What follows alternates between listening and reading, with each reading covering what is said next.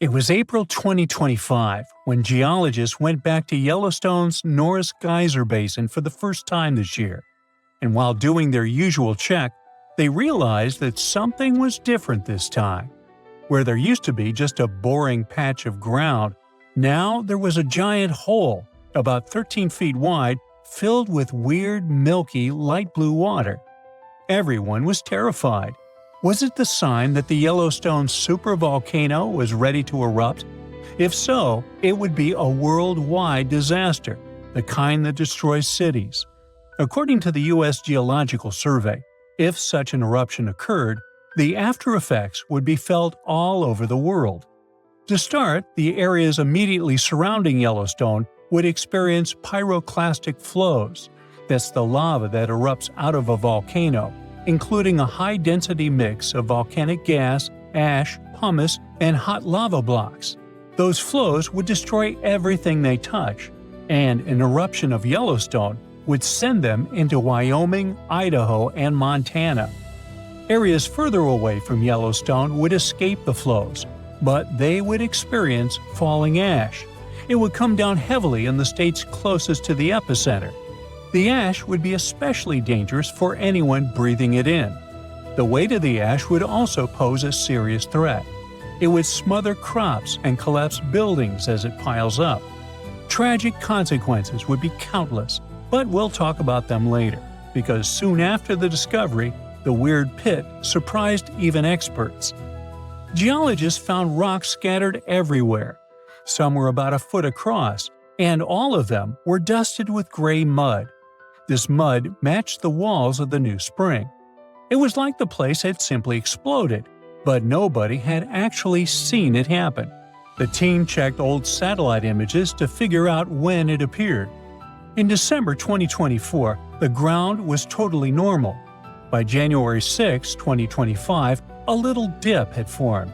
And by February 13th, that water-filled hole was finally there. But the weird thing was that the sensors that usually pick up major hydrothermal explosions didn't detect anything. There was no giant blast or warning signs. Later, it turned out that this puzzling opening in the ground hadn't just popped up in one huge explosion. Instead, it formed from a bunch of smaller bursts over time.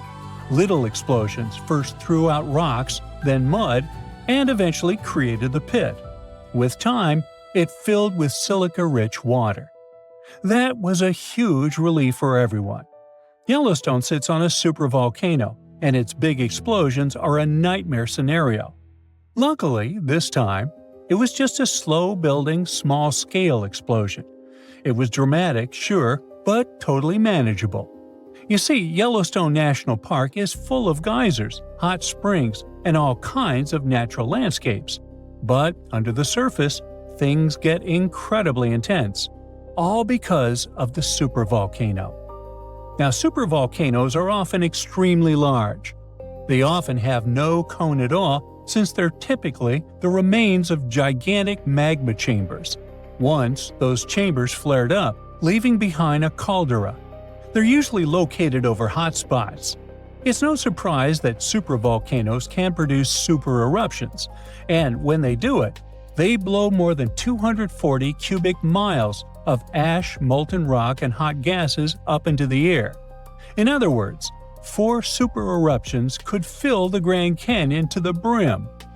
Supervolcanoes form when huge volumes of scorching hot magma escape from deep underground.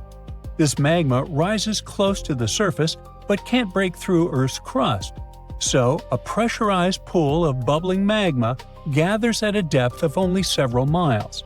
The pressure keeps growing because more and more magma is trying to get to the surface. And then, bang, a super eruption occurs.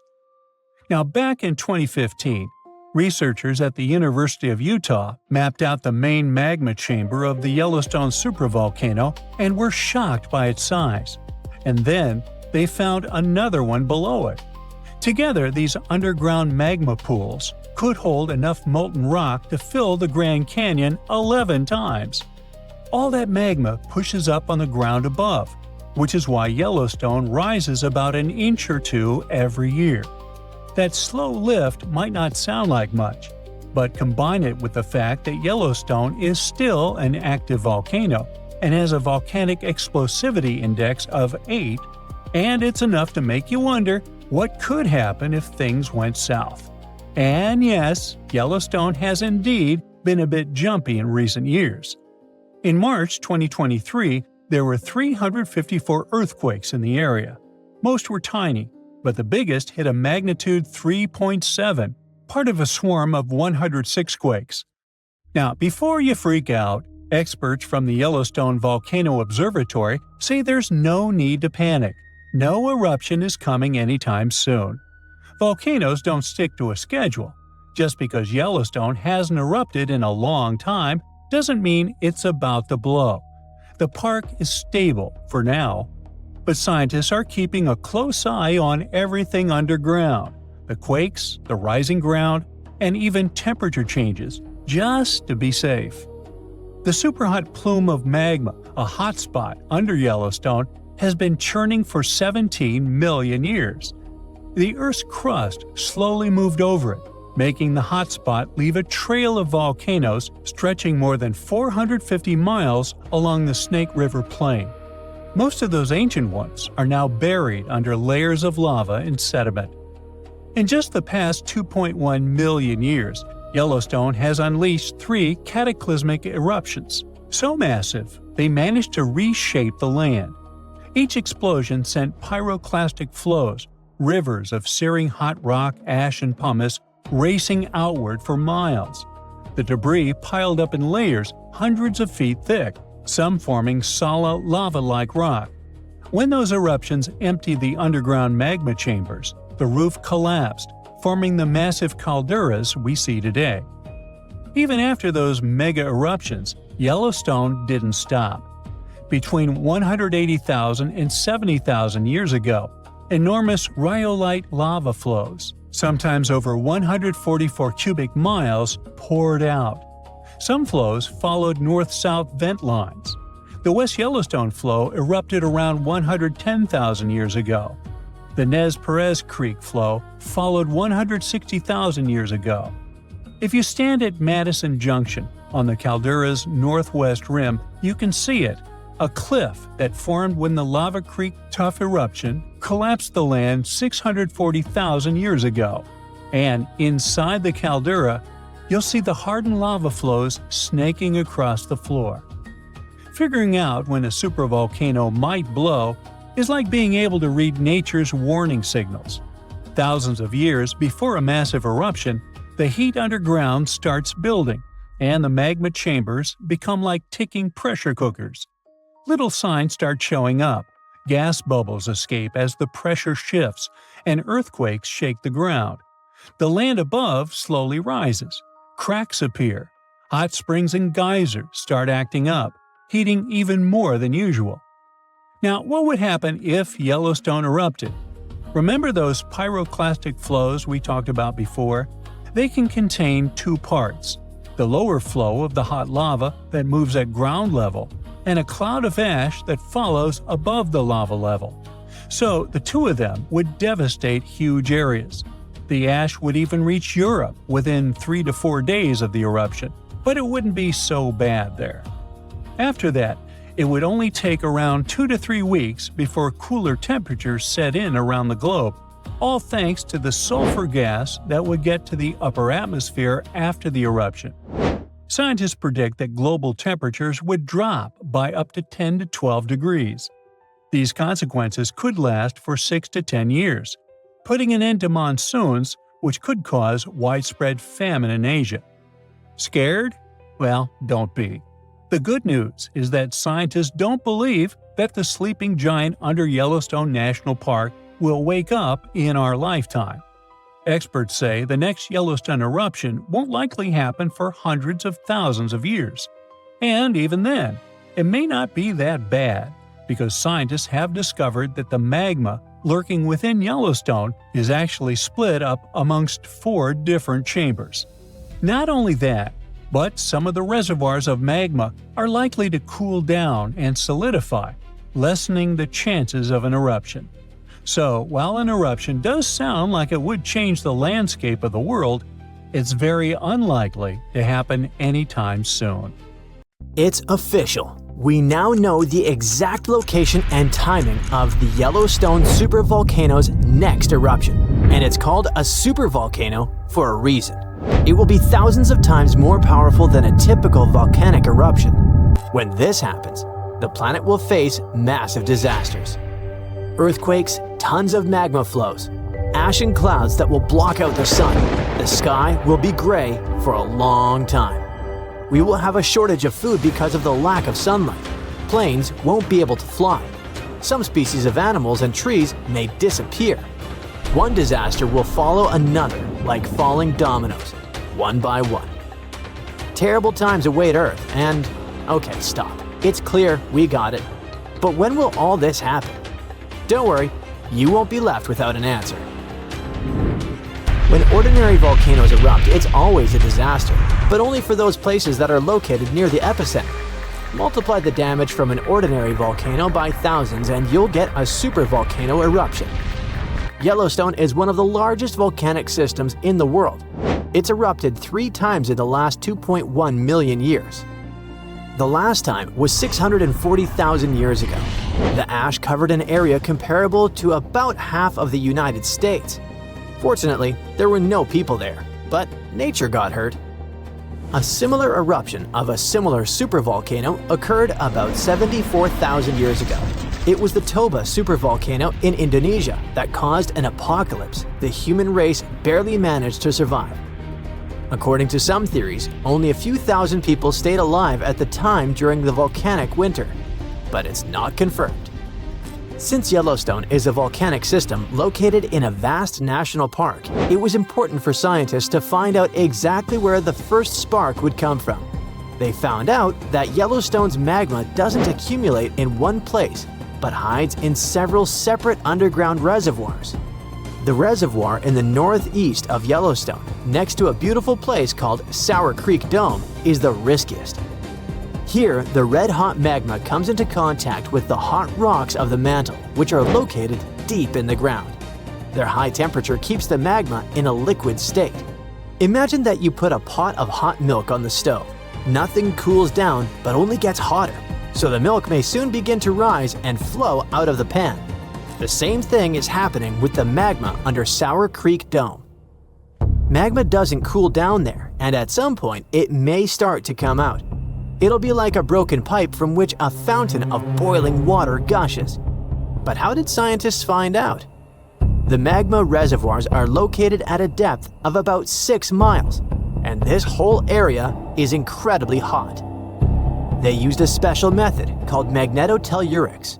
So, Earth's rotating core creates a magnetic field that surrounds our planet. Magma flows around the core, and it contains many magnetic minerals that also create magnetic fields. Scientists use special instruments that sense those fields emanating from the magma, like a metal detector senses lost jewelry on the beach. Using magnetotellurics, they scanned Yellowstone and discovered 4 large magma reservoirs. 3 of them emitted powerful electromagnetic waves, and in the 4th, which is in the northeast, they recorded a much stronger signal from the magnetic field. This is where the eruption is supposed to occur. But fortunately, it won't happen soon. Perhaps in tens of thousands of years, perhaps in hundreds. Phew, you can relax. No volcanic apocalypse is coming soon. But how do scientists know when this magma will start to erupt? Magma doesn't have a timer, and the volcano doesn't wake up with an alarm clock. So, magma flows inside the pores of solid rock. It resembles a dishwashing sponge with lots of small holes through which water passes. Magma penetrates these pores and fills them. For magma to start erupting outward, it must fill at least 40% of these pores. About 20% of them are filled now. But these hot rocks continue to heat the magma and keep it liquid, so it can flow between the pores. At some point, it will connect with other pools of the liquid magma and become a large stream that will rise to the top. How can we prevent this from happening? It seems that the solution here is to cool the balsam rocks, but it's impossible to do so. They are several miles deep, they are incandescent, and there are too many of them. And in any case, trying to cool a part of the Earth's core sounds like a very bad idea. All we can do is accept that nature has its own plans. If the eruption occurs in tens or hundreds of thousands of years, then perhaps humanity will find a way to solve this problem. If not, then we should prepare for the consequences. A huge global catastrophe starts with a massive, large-scale explosion. The erupting magma produces a gigantic amount of ash. A powerful burst of energy collapses the Earth's crust over the magma reservoir. This leads to the formation of a giant caldera. You've probably seen a huge crater in a volcano. So, this is the caldera. The natural disaster is so loud it deafens everyone who is nearby. The blast wave rises ash and pumice stone at a speed exceeding the speed of sound. Volcanic materials reach incredibly high altitudes in minutes. Then, this pillar of ash spreads and plunges a huge territory into darkness. The incandescent particles in the lower part fall under their own weight and heat the air around them. It's almost impossible to breathe. The red-hot pieces of pumice stone and ash set fire to the surroundings. All this hot mass turns into pyroclastic flows that destroy and burn everything in their path. Forests, houses, roads, everything turns into coal. No planes can fly there. Tiny particles can penetrate engines. Besides, it's impossible to see through such a dark gray, hot cloud. It's also dangerous to drive cars. Volcanic particles can burn tires. Luckily, thanks to seismic technologies, people have learned in advance about the eruption, so everybody has evacuated. The column of ash that has reached the edge of space continues to expand in different directions. The wind helps the volcanic dust expand. A giant umbrella-like cloud appears over the territory of Yellowstone. It's getting wider and wider and plunges a huge area into hot darkness. During the first 24 hours, ash falls on most of the United States and parts of Canada. It knocks out power lines, pollutes bodies of water, and destroys crops. Then, the rains begin. The water mixes with the ash and falls to the ground in the form of gray mud.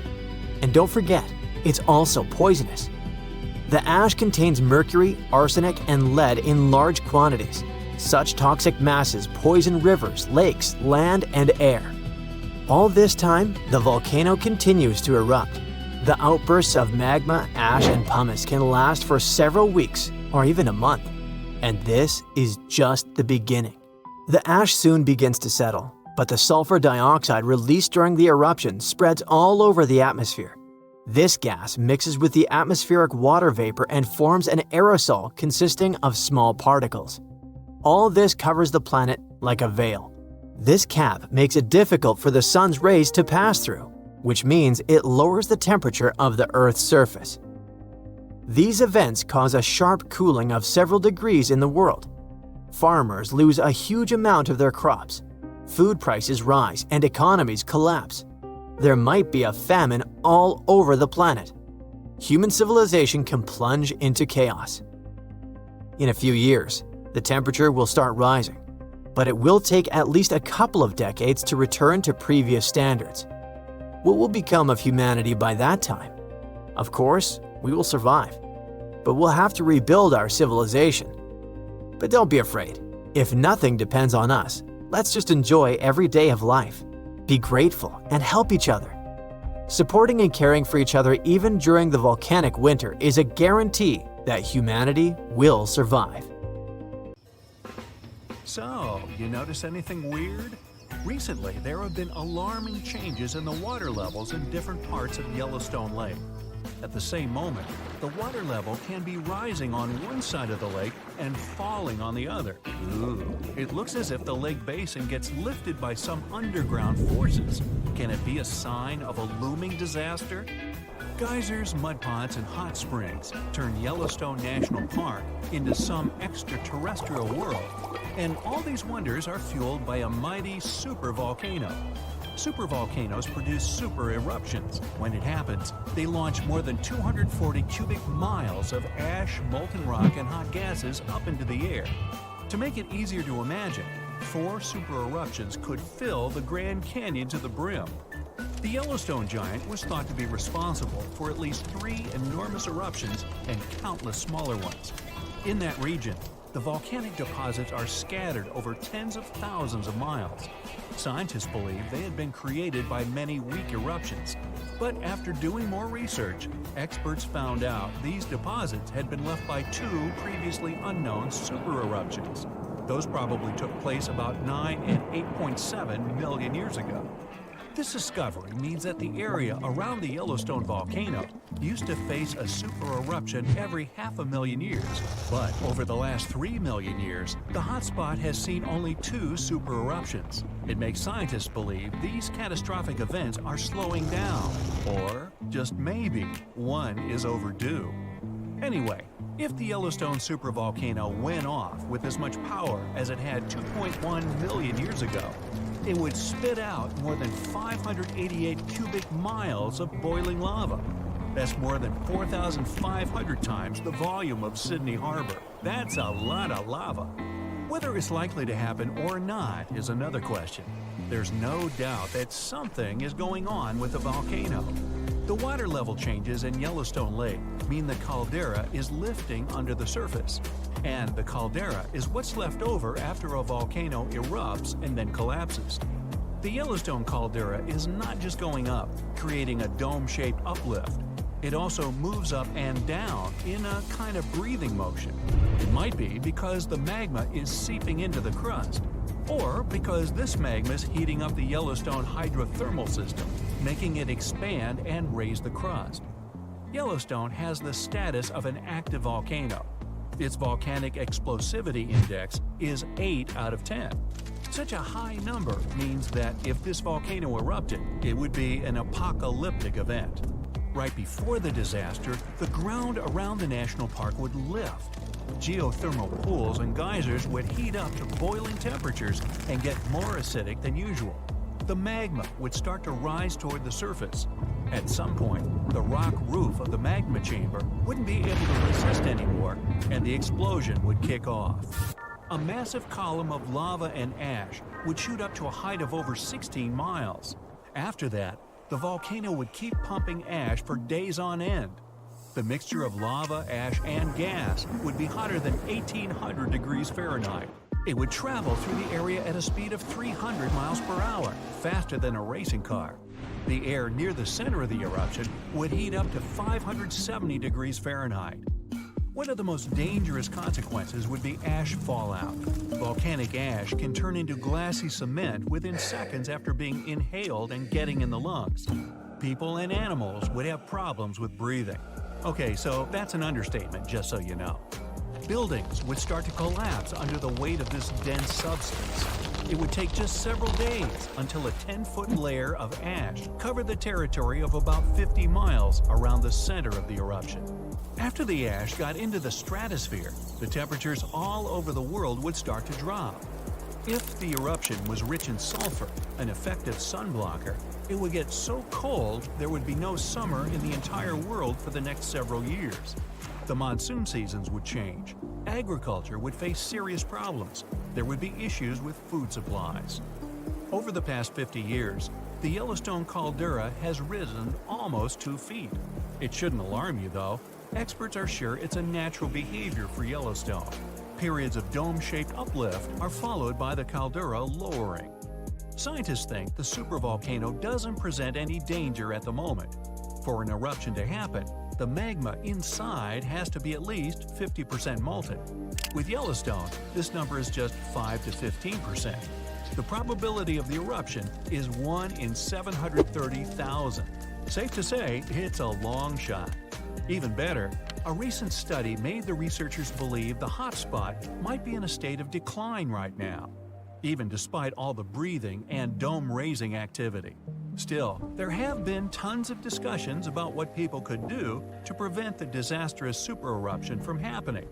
And the most popular and seemingly effective idea was to cool the Yellowstone supervolcano down. Unfortunately, there's a catch. The volcano leaks out only 70% of the heat which comes from its magma-filled chambers, but the rest of the heat stays inside. As soon as it reaches a particular threshold, the volcano erupts. If it was possible to extract at least 35% of the Yellowstone volcano's heat, the eruption could be avoided. The cooler the magma is, the thicker and stickier it gets. It stops being so fluid and doesn't try to get out to the surface anymore. After considering these facts, NASA scientists came up with a plan. They suggested drilling a 6 miles deep well and pumping down cold, pressurized water. The temperature of the water that would get back to the surface would be approximately 662 degrees Fahrenheit. This way, the heat would be gradually extracted from the volcano. And if a geothermal plant was built on the site, it would generate plenty of electric power. It would be very simple to produce, and its price would be very alluring, about 10 cents per kilowatt hour. At first glance, it was an amazing idea. But sometime later, it started to receive a lot of criticism. Imagine drilling through the Earth's crust, getting deeper and deeper, and then wham bam, you hit a hypothermal pocket. Uh-oh, get ready for a catastrophe. This can release gases that are likely to cause a series of super powerful explosions. In the worst-case scenario, it may even trigger a full-scale volcanic eruption. Now, you already know about its catastrophic outcomes, from fountains of lava and avalanches of molten rocks to climate changes all over the globe. Yeah, not good. Or let's say you're drilling a well to deliver cold water to the volcano, and then you suddenly hit its magma chamber. In this case, instead of cooling the giant down, you'll make the top of the magma chamber much more fragile than it used to be. And the whole construction will be at risk of collapsing at any moment. And don't forget that your drilling may also release toxic gases. They often accumulate at the top of the reservoir with magma. Can it get any worse? Well, yes it can. The whole process would stretch for more than 16,000 years. This method is too risky to cool the volcano down as fast as people would probably want. And scientists aren't even 100% sure that when the cooling system construction is finished, the volcano will stay cold for at least another 100 years. And last but not least, the project of making the Yellowstone supervolcano a bit cooler would cost a mind-boggling $3.5 billion. A huge price for something that might not work out altogether. Oh, by the way, Yellowstone isn't the only volcano that has a lava dome that's lifting at the moment. Lava domes are created when magma gets to the surface and then gathers around the vent. Scientists have found one of those inside an underwater volcano in Japan. This dome is more than 2,000 feet high and more than 6 miles wide. Even though the Japanese supervolcano seems to be sleeping, experts don't let their guard down.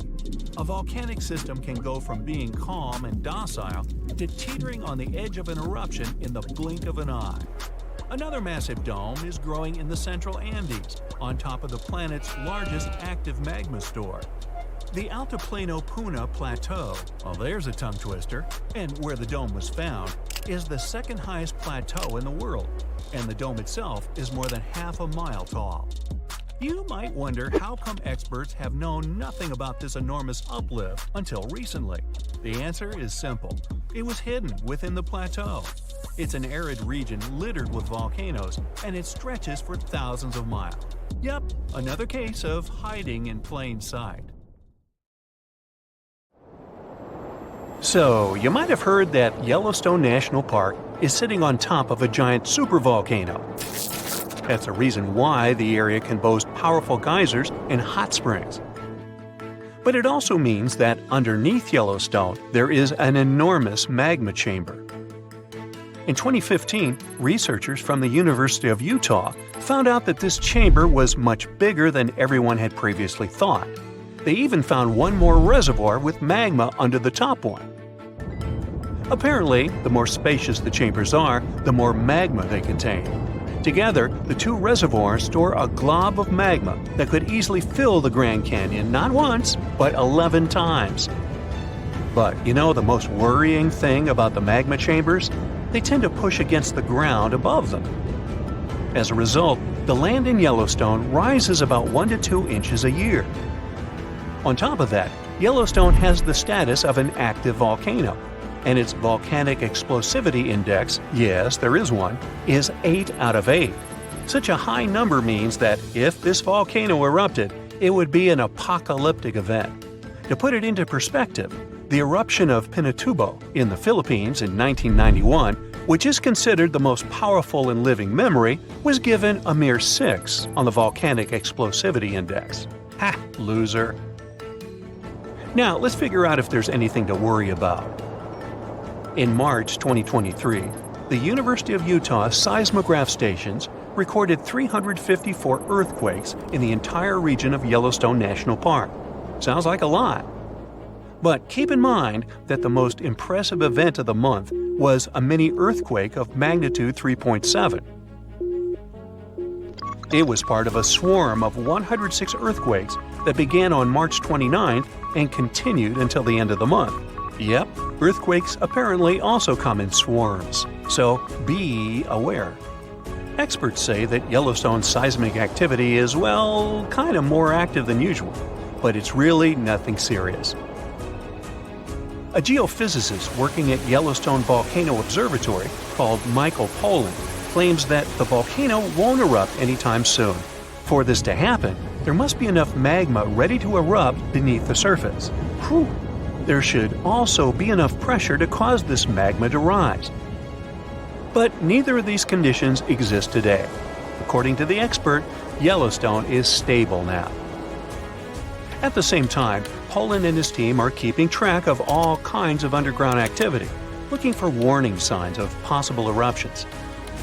Some of them can be the frequency of earthquakes and ground deformation. Thousands of mini earthquakes, coupled with extreme changes in the surface of the ground in that area, can be alarming. The team also monitors the temperature of the park's thermal features. That's another noteworthy sign of a potential disaster. Park-wide changes in geyser activity, as well as gas and thermal emissions.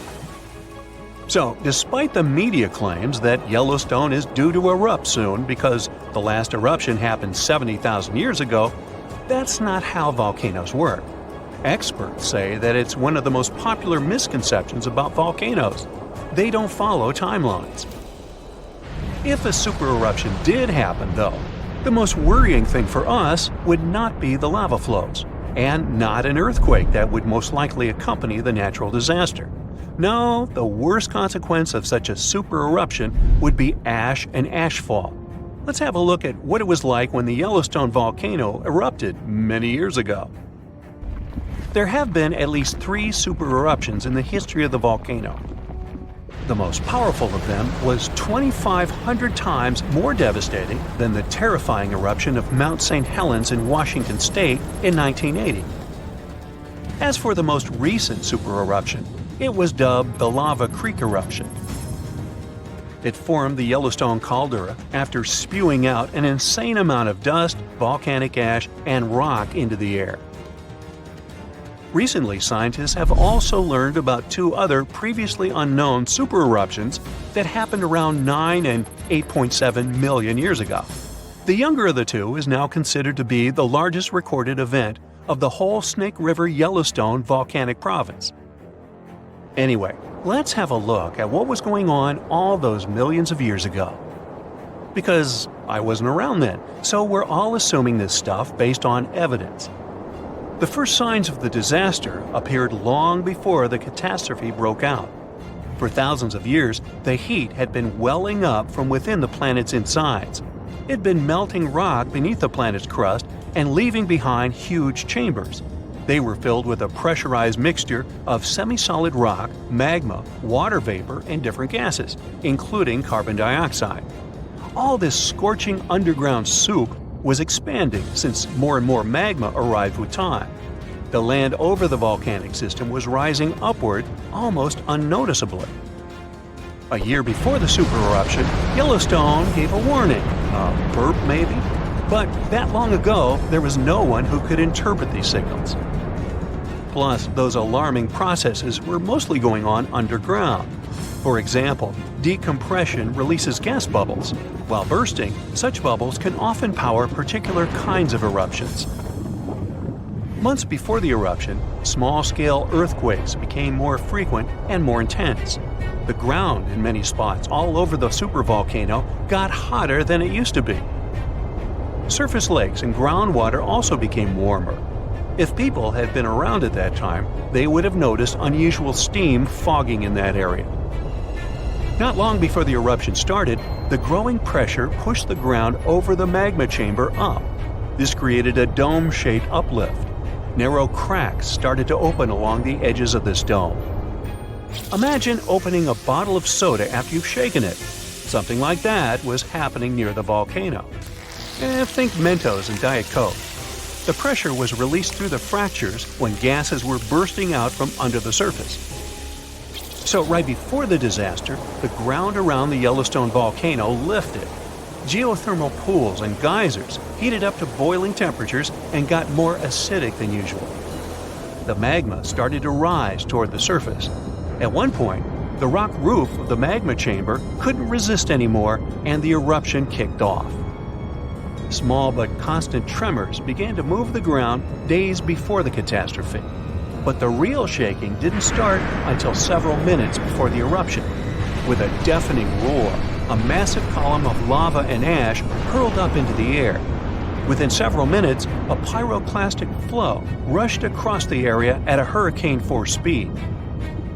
Such a flow is a liquid mixture of half-solid lava pieces, volcanic ash, and hot, expanding gases. It looked like an extremely hot, toxic snow avalanche. With a temperature of about 1,300 degrees, it was burning everything in its path. The volcano kept pumping ash for days on end. For all living creatures, ash fallout was one of the most dangerous consequences of the eruption. Volcanic ash turns into glassy cement within seconds of being inhaled. Most animals didn't have a chance to survive. Even thick trees started to collapse under the weight of this dense substance. It only took a couple of days until a thick layer of ash covered huge territories. After the ash got into the stratosphere, the temperatures all over the world started to drop. The eruption was rich in sulfur, which is an effective sunblocker. That's why it soon got so cold that there was no summer in the whole world for the next several years. Animals couldn't find food and clean water. This natural disaster, called the Gray's Landing supereruption, was colossal. That's how researchers described it in their recent studies. It affected a huge territory. The streams of lava enameled an area as large as New Jersey in scorching hot volcanic glass. It instantly sterilized the land surface, wiping out all the plant life that had been thriving there before. Now, if such an eruption were to happen these days, it would cover Colorado, Utah, and Wyoming with almost 3 feet of toxic volcanic ash. Many regions would be plunged into darkness. Even the coast, where most Americans live, would experience problems with the spread of the ash cloud. It would destroy crops and contaminate pastures, ruin power lines and electrical transformers. Well, so I'm sure you'll agree with me, it's a good thing that such a disaster isn't expected to occur anytime soon. Hey, we got enough other stuff on our plate. It happened around 8.7 million years ago. All of a sudden, vast grasslands started to open. Clouds of volcanic gas and ash covered the sky. Flows of lava streamed down the hills and across the plains. Within minutes, black volcanic glass started to rain from above, wiping out animals, crushing plants. It didn't take long before the land caved in, opening giant pits filled with red-hot magma. It was the greatest eruption of the Yellowstone supervolcano. This giant, which is actually one of the largest active volcanic systems on the planet, wasn't named super volcano for nothing. Spreading deep underground and extending for hundreds of miles, supervolcanoes are complicated structures. Experts are still unsure what processes can trigger these fire-breathing monsters and lead to super eruptions. When it happens, more than 240 cubic miles of ash, molten rock, and hot gases get hurled up into the air. 4 super eruptions would be enough to fill the Grand Canyon to the brim. Volcanoes create mountains, but supervolcanoes wipe them off the face of the earth. They change climates and ecosystems. Thankfully, these disastrous events don't happen more often than every 50,000 years or so. Supervolcanoes appear when huge volumes of magma are trying to escape from deep underground and burst through the Earth's surface. Usually, all this magma gets stuck, unable to break through the planet's crust. Large pools of pressurized bubbling magma gather at a depth of several miles. The pressure keeps growing since more and more magma is trying to get to the surface. And then, wham, bam, a super eruption goes off. All those millions of years ago, the first signs of the disaster appeared long before the catastrophe broke out. For thousands of years, the heat had been welling up from within the planet's insides. It had been melting rock beneath the planet's crust, leaving behind huge chambers. Those were filled with a pressurized mixture of semi-solid rock, magma, water vapor, and different gases, including carbon dioxide. All this scorching underground soup was expanding after more and more magma arrived with time. The land over the volcanic system was inching upward, slowly, almost unnoticeably. A year before the super eruption, Yellowstone gave a warning. But that long ago, there was no one who could interpret these signals. Plus, those alarming processes were mostly going on underground. For example, decompression released gas bubbles. While bursting, such bubbles can often power particular kinds of eruptions. Months before the eruption, small-scale earthquakes became more frequent and more intense. The ground in many spots all over the supervolcano got hotter than it used to be. Surface lakes and groundwater also became warmer. If people had been around at that time, they would have noticed unusual steam fogging that area. Not long before the eruption started, the growing pressure pushed the ground over the magma chamber up. This created a dome-shaped uplift. Narrow cracks started to open along the edges of this dome. Imagine opening a bottle with soda after you've shaken it. Something like that was happening near the volcano. The pressure was released through the fractures when gases were bursting out from under the surface. Right before the disaster, the ground around the Yellowstone volcano lifted. Geothermal pools and geysers heated up to boiling temperatures and got more acidic than usual. The magma started to rise toward the surface. At one point, the rock roof of the magma chamber couldn't resist anymore, and the eruption kicked off. Small but constant tremors began to move the ground days before the catastrophe, but the real shaking didn't start until several minutes before the eruption. With a deafening roar, a massive column of lava and ash hurtled up into the air to a height of over 16 miles. Within several minutes, a pyroclastic flow rushed across the area at a phenomenal hurricane-force speed. Such a flow is a liquid mixture of half-solid lava pieces, volcanic ash, and hot, expanding gases. It looked like an extremely hot, toxic snow avalanche. With the temperature of more than 1,300 degrees Fahrenheit, it was burning everything in its path. The volcano kept pumping ash for days on end. The air in that area heated up to 570 degrees Fahrenheit. For all living creatures, ash fallout was one of the most dangerous consequences of the eruption. Volcanic ash turns into glassy cement within seconds after being inhaled and getting in the lungs. Most animals didn't have a chance to survive. Even thick trees started to collapse under the weight of this dense substance. It only took a couple of days until a 10-feet layer of ash covered the territory of about 50 miles around the center of the eruption. In the end, tiny particles of volcanic ash coated almost all the western part of North America. After the ash got into the stratosphere, the temperatures all over the world started to drop. The eruption was rich in sulfur, which is an effective sun blocker. That's why it soon got so cold that there was no summer in the whole world for the next several years. The monsoon seasons changed. Animals couldn't find food and clean water. This natural disaster, called the Gray's Landing supereruption, was colossal. That's how researchers described it in their recent studies. It covered more than 8,900 square miles of what's now southern Idaho and northern Nevada. The streams of lava enameled an area as large as New Jersey in scorching hot volcanic glass. It instantly sterilized the land surface, wiping out all the plant life that had been thriving there before. There have been at least 3 other super eruptions in the history of the Yellowstone volcano.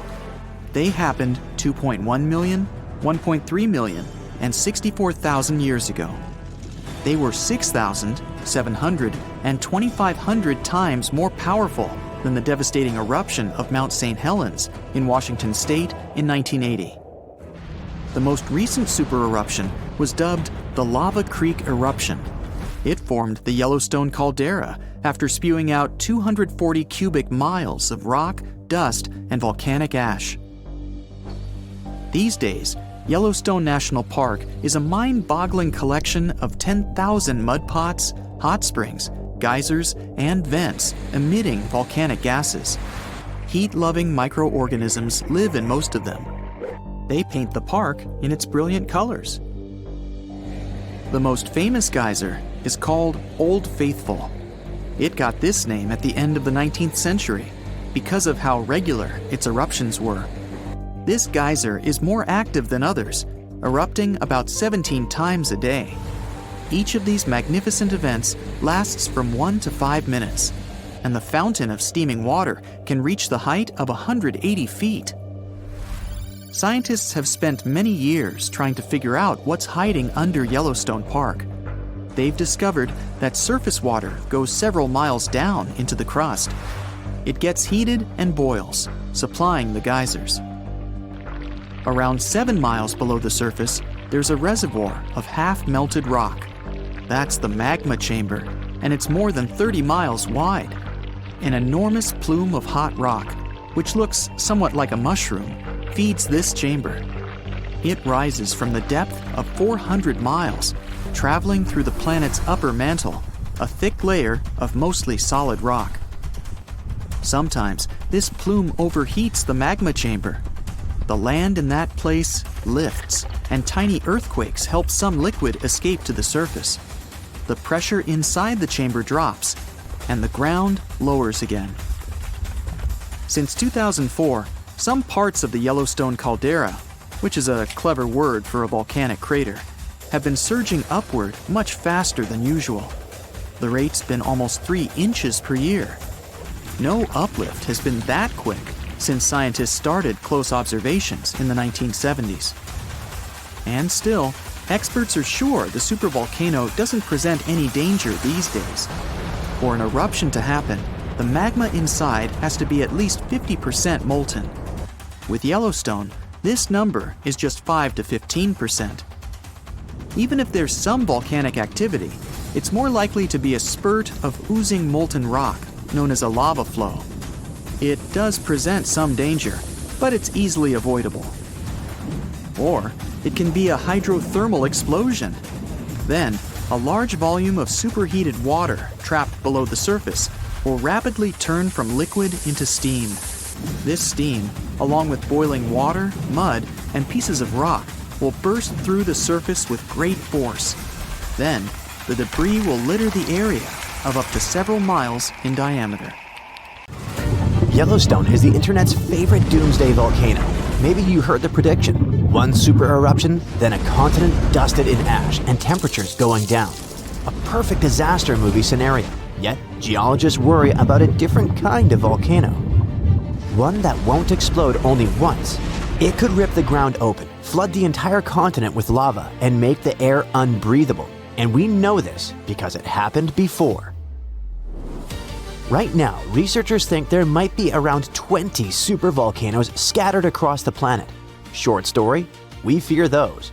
Long story, a major supervolcanic eruption could collapse modern society as we know it. A normal volcano can cause a local disaster. It can wipe out a city and turn a region into a no-travel zone. When Mount St. Helens exploded in 1980, it was huge. The eruption blew the top off a mountain and flattened forests like knocking down dominoes. It showed the world just how scary volcanoes can be. but in geological terms, it's nowhere near what a supervolcano could do.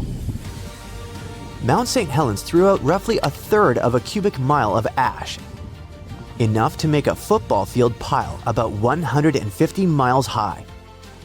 For comparison, a supervolcano could bury the entire state of Texas 5 feet deep, and Texas stretches about 800 miles.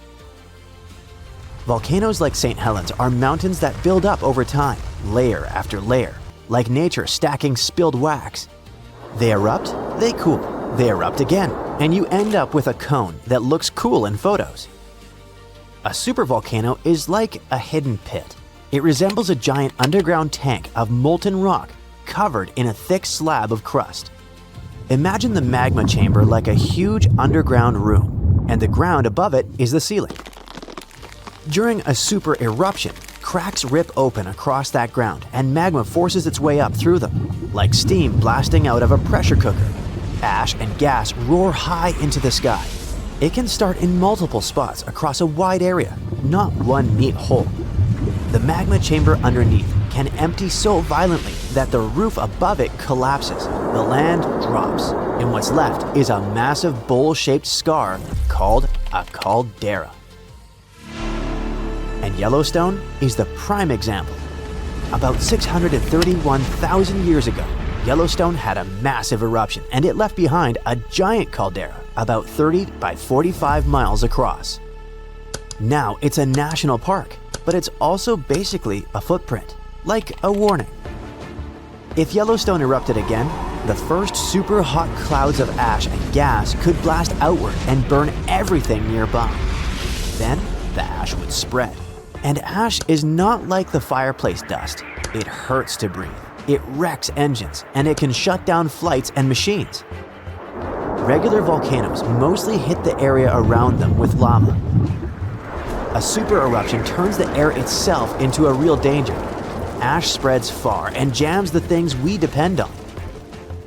High up, sulfur can turn into a thin haze that will block some sunlight. That can cool things for a while and mess with growing seasons, even far from the eruption. And winds can spread that effect well beyond the US. However, geologists worry about something even worse. A kind of eruption that can keep going in waves and cover huge regions in lava. It's called a large igneous province. It's not one volcano, it's a whole stretch of crust that starts leaking lava through long cracks over and over for a long time. Instead of one giant explosion, it's more like Earth turning on a lava faucet that just keeps going. Imagine a crack in the ground hundreds of miles long. Out of that crack comes a sea of lava, but this isn't the sticky, slow stuff you see in Hawaii. This is hot, runny, fast-moving lava, and it doesn't stop. It spreads, floods low spots, stacks into layers, and then does it again. And that's what makes LIPs scarier than a supervolcano. They drag on. They can erupt in repeated pulses over hundreds of thousands to a few million years.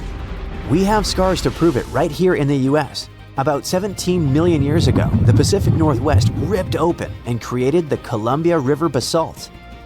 Lava did not just coat the land, it drowned it. The total amount that erupted was around 42,000 cubic miles.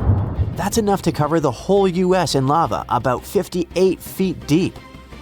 But how can Earth produce enough lava to bury a mountain range? It's because the planet is still churning inside. Imagine Earth like a pot of thick tomato soup sitting on a stove. Earth's core is the stove, and it's extremely hot. The soup is the mantle, a thick layer of rock that moves slowly. Now and then, a massive blob of superheated rock rises from deep in the mantle, possibly from the boundary above the core. Scientists call this a mantle plume. When it reaches the cooler crust, it spreads out, pushes upward, and when it breaks through, it does not build one neat mountain. It can open long cracks and feed eruptions in repeated bursts for a very long time. However, while lava burns everything in its way, it's not what wrecks the planet. The gas does. These eruptions release huge amounts of carbon dioxide and sulfur. and we can assume the consequences of that because it happened before, and not just once. About 252 million years ago, a massive LIP eruption began in what is now Siberia. It lines up with the worst extinction event in Earth's history, the Great Dying. Around 90% of species disappeared. Huge amounts of gas flooded the air and trapped heat. The oceans soaked up some of that gas and turned more acidic. Acid rain fell again and again. Life on Earth crashed. Scientists believe that in the last 500 million years, there have been 16 major extinctions like this, and that 15 of them line up closely with LIP timing. These geological formations changed Earth so many times, and scientists now wonder, what if Yellowstone and that massive lava flood in Oregon are actually a part of the same system? Look at Idaho from space, and you see a long, flat track across the state called the Snake River Plain. It points from the old lava flood region toward Yellowstone, like a trail. That path exists because Earth's surface moves. The outer layer is split into giant plates that slowly slide. Under Idaho and Yellowstone, a deep, hot zone keeps feeding eruptions. As the plate moves, the eruption zone shifts with it, leaving a long trail behind. That's why the rocks get older the farther you go from Yellowstone. It's the same heat source, just a moving target. And if you roll the plate's motion back far enough, that trail points closer to where the Columbia River basalts formed. That's why some geologists think the Northwest lava flood and Yellowstone could be connected parts of one long-lived system. Finally, if it's all part of one big apocalyptic system, is it time to pack the bags and flee to Mars? Will it happen again soon? Even if they share the same story, that does not mean the worst part is coming back soon. The lava flood chapter played out millions of years ago. Today, Yellowstone is simply where that deep heat shows up at the moment. And sure, it can erupt again, but the most likely eruption isn't some giant doomsday blast. It's a steam explosion, when super hot water flashes into steam and blows rock apart. Lava flows and smaller eruptions can happen too. The caldera-making nightmare is a rare one. If Yellowstone ever started building towards something big, it wouldn't be sneaky. You would see it coming. A lot more earthquakes than normal, and the ground lifting faster than usual. The clearest right before signs would likely show up in the days or weeks before it. We cannot stop a planet-scale eruption. We can only watch for the warning signs and plan. But hopefully, if the planet decides to get rid of us, by the time it starts sending warnings, we'll already finish turning Mars into our new home. The latest super eruption of Yellowstone occurred 640,000 years ago, and it was long before Homo sapiens saw the light of day. But we were around during another, no less devastating natural disaster. This super eruption took place on the island of Sumatra around 74,000 years ago. That's when an erupting supervolcano wreaked havoc on huge territories, sending up plumes of debris and ash that spread for thousands of miles and caused temperatures on the planet to plummet. The effects of this super eruption were visible as far away as southern Africa. Experts believe they could have impacted early humans there. By the time the volcano erupted, our ancestors had already been using stone tools and had likely known how to produce yarn. And some specialists even think that the Toba super eruption was so powerful it could push our ancestors to the brink of extinction. They claim that Toba might be the largest volcanic eruption to occur on Earth within the last 2 million years. The eruption disgorged so much pyroclastic rock, it would be enough to cover the entire United States to the depth of a one-story house. About a third of that deposit piled up on northern Sumatra, while a lot more ended up beneath the floor of the Indian Ocean. The super eruption left an elliptical crater lake around 60 miles long. The caldera is so large it's hard to feel that you're indeed in a volcano. Pumice deposits from the eruption remain in the canyon walls and go deep below the ground. There aren't many arguments about the amount of pumice and ash involved in this disaster. At the same time, experts aren't sure how much sulfur ended up in the atmosphere. Even some sulfur layers in the polar ice could be potential candidates, but so far, scientists haven't found any connection between them and Toba. But let's get back to the dramatic impact the supereruption had on early humans. It turns out some not only survived but even thrived after this natural catastrophe, at least judging by the artifacts they made during and after the eruption. The disaster might not have posed a serious threat to those of our ancestors who took refuge along the coast. Genetic evidence hints that modern humans descend from a few thousand people that ventured out of Africa around 60,000 years ago. Why just a few thousand? According to some experts, the rest of our ancestors could have been devastated by the Toba eruption. After all, the supervolcano spewed out 1,000 cubic miles of dust and rock in a flash, leaving a scar in the ground that was dozens of miles wide. All that dust and sulfur Toba sent into the atmosphere potentially cooled the surface of our planet, which led to the appearance of glaciers and the lowering of Earth's sea levels. And since Toba might have had an important role in shaping humankind, scientists have been working hard trying to understand precisely how early humans reacted to this disaster. In 2011, several researchers found an enigmatic soil sample in South Africa's Pinnacle Point, an archaeological site overlooking the Indian Ocean. This sample contained some volcanic ash. After examining the layer, they found more than 400,000 artifacts left by early humans. Those ranged from heat-treated stone tools to signs of fire and animal bones. Based on this finding, the team suggested that early humans on the South African coast thrived after the eruption, living in that area for thousands of years and improving their tools. The region might have served as a refuge during and after the Toba eruption. A 2009 study suggested that the eruption could have lowered global temperatures by 14 degrees Fahrenheit. It would have made survival tough elsewhere in Africa. If there had been a volcanic winter, it wouldn't have been as cold along the coastline.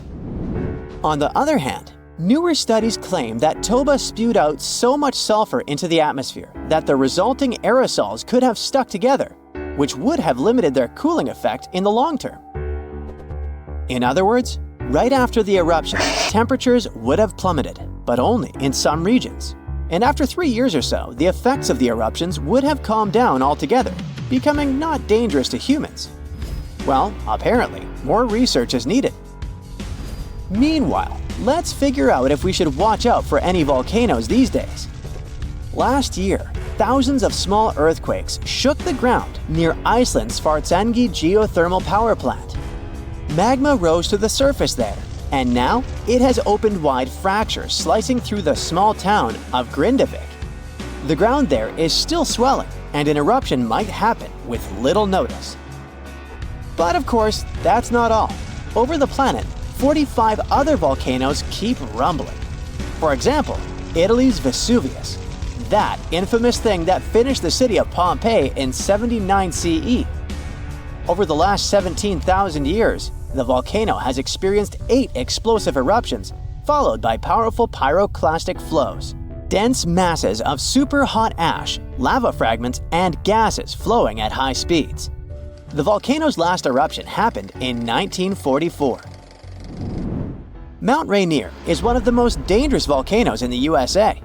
Its high elevation, chemical composition, and proximity to Washington's Seattle and Tacoma suburbs, and the volcano's ability to produce massive pyroclastic flows make Mount Rainier a threat to consider. The heat from this volcano could potentially melt the ice and snow covering it, leading to rapid downstream flows of debris, mud, and rocks. The Novarupta volcano in Alaska's Katmai National Park and Reserve formed in a 1912 eruption, which was the world's largest in the 20th century. The volcano sent almost 7 cubic miles of ash and debris into the air. It also produced such a powerful ash flow that it created the Valley of 10,000 Smokes. Mount Pinatubo is located in a populated region in the Philippines. It became notorious after a 1991 massive eruption, which was the second largest eruption of the 20th century. More than 700 people lost their lives during that natural disaster. Today, more than 21 million people live within 62 miles of Pinatubo. Mount Agung, a continuously erupting volcano in Indonesia, had its last major eruption in 1963. It was one of the most tragic eruptions in the country's history. It lasted for 11 months, producing ashfall and pyroclastic flows that led to the loss of more than 1,000 lives and serious property damage. People saw ash plumes above the volcano throughout 2018, following the eruption in November 2017. Japan's Mount Fuji hasn't erupted since 1707. That year, a massive earthquake likely set it off. In 2014, experts warned that Fuji could be at risk of another eruption following the 9-magnitude earthquake that shook Japan in 2011. Experts believed the earthquake had raised pressure below Fuji. The eruption in 1707 sent so much ash and debris into the air that all this mass even reached Tokyo. Should Fuji erupt again, it would affect more than 25 million people in the surrounding areas. The eruption of Washington's Mount St. Helens in 1980 was one of the most destructive volcanic events in U.S. history. 57 people, as well as thousands of animals, lost their lives during that natural disaster. The eruption also destroyed around 200 square miles of forest. Experts think that Mount St. Helens' history of massive eruptions means that future catastrophes are bound to happen. The next explosive eruption might send large amounts of ash all over the Pacific Northwest. No wonder the volcano is under close monitoring. One of Indonesia's most active volcanoes, Mount Merapi, has been erupting for centuries. NASA claims that the biggest risk of this volcano is pyroclastic flows, which can spread over vast areas and harm loads of people. For the last time, Merapi erupted in January 2024, sending plumes of smoke into the air. These days, more than 24 million people live in the area surrounding this volcano. At first, researchers thought their cameras were glitching. It was the only possible thing that could explain the weird view in front of them. Scalding water was blasting upward while cool methane was fizzing out right beside it. Such a combo wasn't supposed to even exist, but it did. Scientists were exploring the ocean floor near Papua New Guinea when they stumbled across a weird deep-sea hotspot. It wasn't like any other hotspot. There, super hot and cool methane-packed gas were bubbling out almost side by side. This almost never happens in nature, so the researchers were pretty shocked. They were cruising around with a deep-diving robot, the Rove Keel 6000, poking around underwater volcanoes in a remote island chain.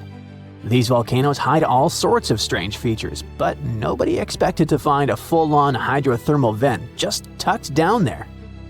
Plus, other research trips had passed through the area before and missed it completely. This time, the robot's cameras lit up the seafloor and revealed a bizarre view: boiling vents and cold gas seeping out of the seabed. They were practically touching each other. As you understand, normally these two things show up in totally different places. Hot hydrothermal vents form when underground water gets cooked by magma and shoots upward, carrying minerals with it. Methane seeps, on the other hand, come from cold, mushy layers of sediment packed with old organic matter. This stuff slowly breaks down and leaks out as gas. But at this spot, the geology created a perfect mashup. Under the volcano sits a thick layer of organic-rich sediment. Magma creeping up from below heats these sediments, but at the same time, it also heats mineral-rich water deeper down. So you get two very different fluids, blazing hot vent water and cooler methane gas. Still, both are traveling upward through the same cracks in the seafloor. When they reach the surface, they escape just inches apart. So you end up with this bizarre little neighborhood where boiling mineral water and chilly methane bubbles are hanging out like best buddies. To ocean scientists, this is like discovering a unicorn that can also fly. It's weird, rare, and super exciting. An even more exciting thing is that right next to those weird hot and cold vents, an entire mini world of creatures has taken over the rocks. The place is packed with huge clusters of deep-sea mussels, long tube worms, little shrimp and amphipods crawling everywhere, and even bright purple sea cucumbers sitting out in the open. The animals are so crowded together that it's hard to even see the rock underneath. Scientists are pretty sure some of these creatures are totally new to science, but they need a special trip just to identify everything living there. The strange mix of hot fluids and methane-heavy gas also changes the rocks themselves. The methane down there is super concentrated, while hot water coming from deeper inside the volcano brings chemicals with it. Together, they create unusual reactions underground. Because of this, metals like gold and silver have built up in the rocks, along with elements like arsenic, antimony, and mercury. It's like a chemical time capsule. The rocks show signs of an older, super hot phase when precious metals were forming. Today, the vents are cooler, but still active. Now, even though this deep sea area is rare and full of life, it isn't safe. Mining already happens nearby, and waste from the huge gold mine on Lihir gets dumped into the ocean. On top of that, companies have licenses to explore the seafloor for minerals and gas. All of this puts the fragile vent community in danger because many of the animals here can only survive in these exact conditions. So scientists are urging for more research and strong protection plans before this one-of-a-kind ecosystem is damaged beyond repair. This underwater treasure needs to be saved before industry wipes it out. This discovery, though, isn't the only unique ecosystem we've ever found. In January 2025, a gigantic iceberg named A84, roughly the size of Chicago, cracked off Antarctica's George VI ice shelf. This ice shelf is enormous on its own, stretching about 280 miles from end to end and about 820 feet thick. During the Antarctic summer, which is November through late February, the top of the ice shelf melts and forms long, skinny pools called ribbon lakes. They got that name because they really do look like giant icy ribbons stretched across the surface. Once A84 broke free and drifted off, it exposed part of the seafloor that had been sealed away under the ice for who knows how long. It was a place absolutely nobody had seen before. A research team aboard the ship Falkor 2 happened to be in the Bellingshausen Sea at the time. As soon as they got word about the iceberg breaking loose, they ditched their original plan. This was basically the deep-sea version of flipping over a huge rock in the woods just to see what's living underneath it. For 8 days, the scientists sent down their underwater robot, Sebastian, and explored depths of more than 4,200 feet. Down in that freezing darkness, they discovered a hidden ecosystem packed with life. Huge corals and sponges formed underwater neighborhoods that were absolutely crawling with creatures. They were not just barely alive, they were thriving. So yeah, the scientists expected to find something down there, but they definitely didn't hope to spot a full-on underwater city of ancient life.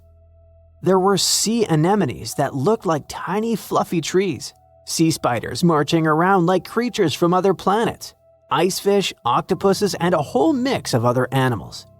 The entire expedition was live-streamed to researchers around the world. By the way, the recordings are still publicly available if you're interested. Even cooler, the researchers think some of the creatures they saw might actually be brand new species. That's right, genuinely new species in Antarctica in 2025. A few might live only in this one area, and that makes sense because Antarctica is basically its own isolated planet. It's surrounded by the Antarctic Circumpolar Current, which acts like a giant watery moat that has kept the continent cut off from the rest of the world for millions of years. But even if the new species ended up being known ones, the scientists still found some extremely rare animals, like tiny snails, bristly worms, aka polychaetes, little crustaceans, and even the mysterious phantom jellyfish, which already looks like something from outer space.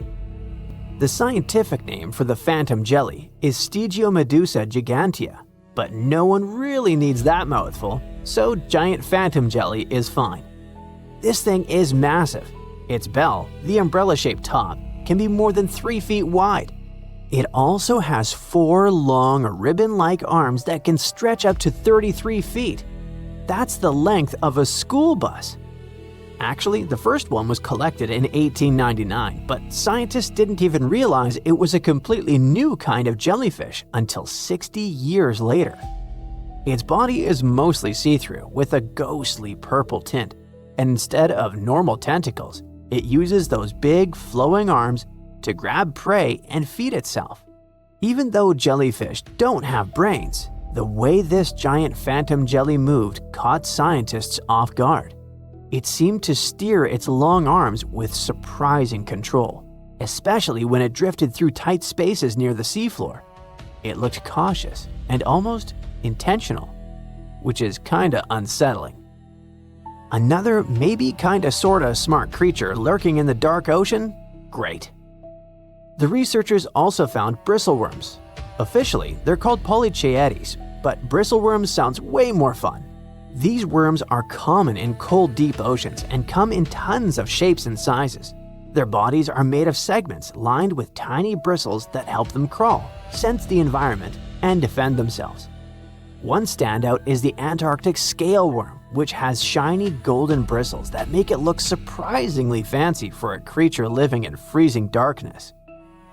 So, as you see, there are still tons of places and things on Earth that don't seem real or aren't even supposed to exist. And even with our level of technology, we're unlikely to figure out all the wonders the world has to offer in the near future.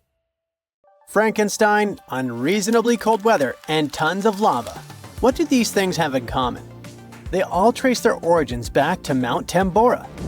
This volcano in Indonesia had such a massive impact that the aftermath could be felt in Switzerland even a year later. And these spots are thousands of miles apart. Soon, we might be facing something similar again. Stick around because I'm about to reveal the exact spot where the next eruption is expected to happen in 2025. Back in 1815, Mount Tambora erupted with unprecedented force, sending a colossal cloud of fine particles into the atmosphere. This cloud reflected sunlight, leading to global cooling and even the year without a summer in 1816. Temperatures plummeted, crops failed, and families worldwide faced food shortages, compounded by various health issues. Fun fact: Frankenstein appeared because of abnormally cold weather in the summer of 1816. The author got stuck indoors in Switzerland and wrote this story to pass the time. But that is the only positive aftermath. In England and Ireland, people struggled to find food. The crops were too bad that year, and this year without summer cost them lives, all because of the eruption in Indonesia. While many other volcanoes have erupted since then, none have had consequences as dramatic as Tambora.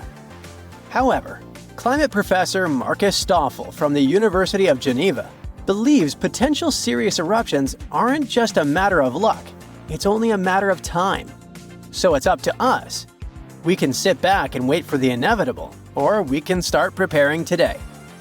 This future eruption will happen in a world that's vastly different from the one in 1815. Not only is our planet more densely populated now, but we've also experienced irreversible changes that affect our daily lives. Now, if you think volcanoes are always the bad guys, think again. They've actually played a crucial role in shaping our planet. They help with land formation, atmospheric development, and climate modulation. Just look at Yellowstone, for example. When thick lava oozed to the surface, it spread across the landscape and transformed the area forever. When volcanoes blow their tops, they release a mix of lava, ash, and gases, including carbon dioxide. But don't worry, compared to the emissions from fossil fuels, the amount from volcanoes is pretty tiny. What scientists are really keeping an eye on is sulfur dioxide, because it can have a big impact on our climate. When a major volcanic eruption happens, it can send sulfur dioxide soaring into the stratosphere, which is about 7 miles up in the atmosphere. Once there, it transforms into tiny aerosol particles that scatter sunlight, helping to cool the planet. This cooling effect isn't immediate though. Those particles can hang around for a couple of years and even circulate all around the globe.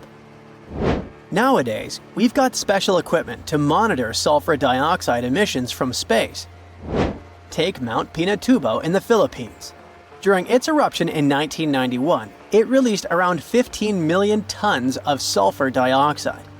Now, while that's a lot, it wasn't quite as massive as the eruption of Tambora.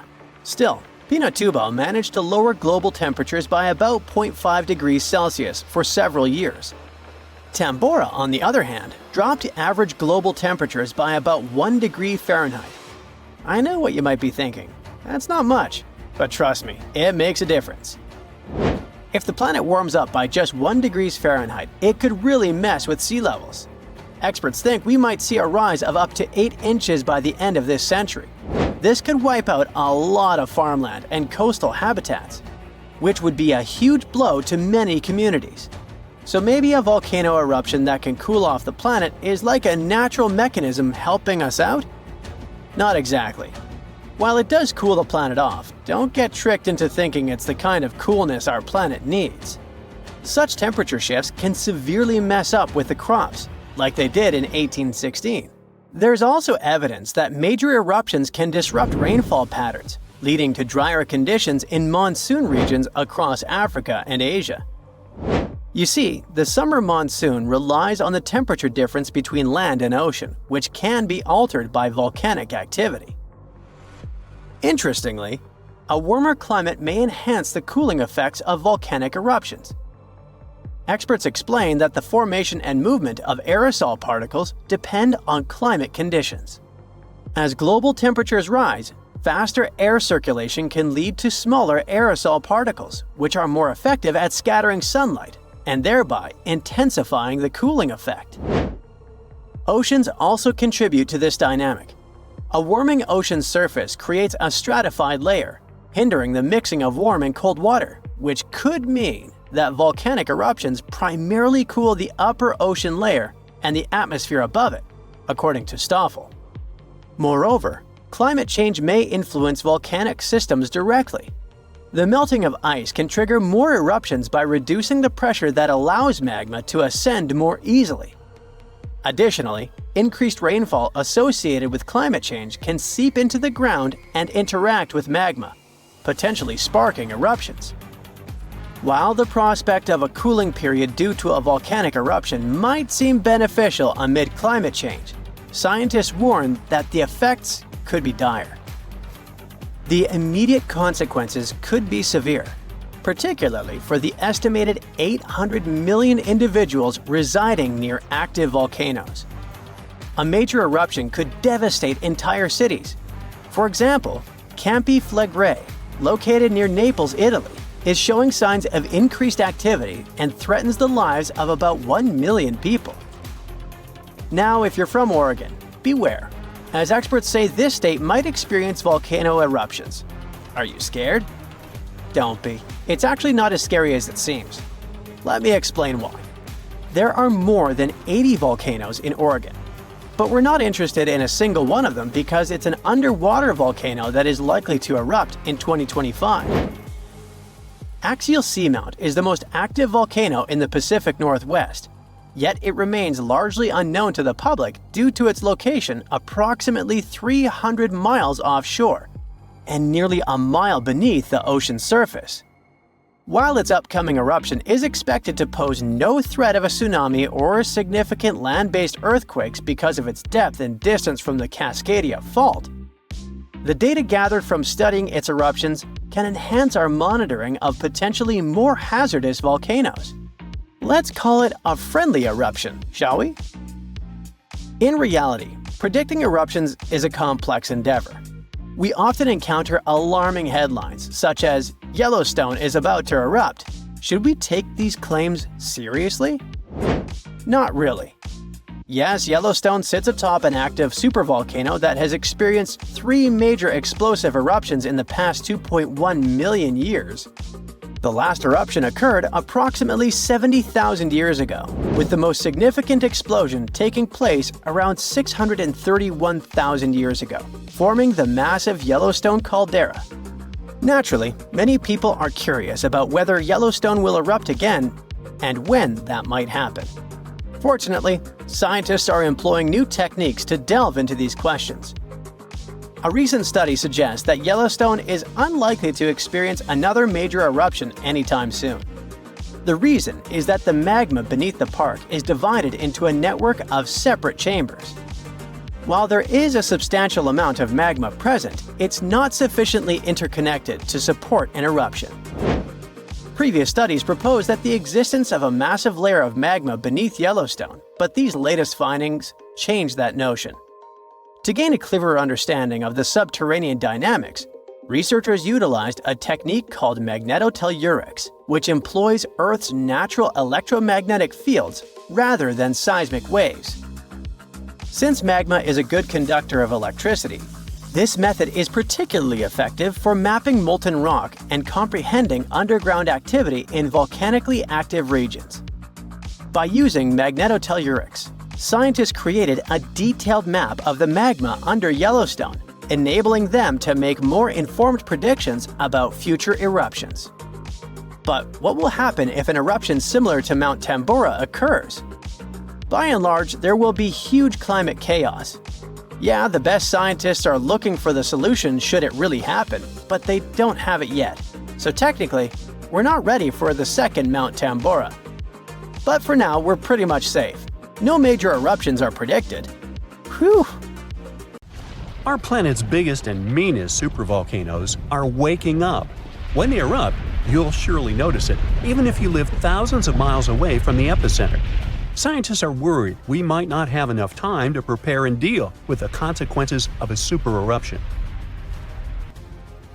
There's some volcanic activity close to the Italian city of Naples.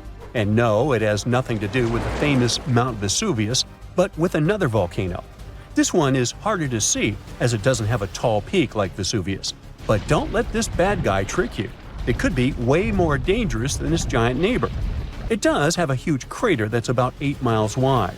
This volcano is called Campi Flegrei, and it's actually one of the largest volcanoes in Europe, sitting under the town of Pasquale. So, Campi Flegrei erupted 39,000 years ago with a bang so massive it spread ash across the whole Mediterranean region. It also caused the temperature to drop by over 16 degrees Fahrenheit across Eastern Europe. It was the biggest volcanic eruption in Europe in 200,000 years. Since then, Campi Flegrei has had smaller eruptions, and the last one happened in 1538. Now the area is full of small craters, hot springs, and bubbling pools, and they're all proof that this volcano is still very much alive and brewing something. Since the early 2000s, the ground in the giant crater and the town nearby have been slowly rising by about 1 to 1.5 inches every year. There were at least 150 earthquakes that shook this supervolcano lately. In May 2024, there was a 4.4 magnitude in the area, the biggest in the last 40 years.